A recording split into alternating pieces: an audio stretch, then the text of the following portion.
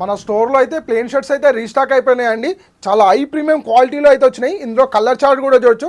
10 different colours అయితే ఉన్నాయండి. నిజం చెప్తున్నానండి, చాలా మంచి కలెక్షన్ అయితే వచ్చింది.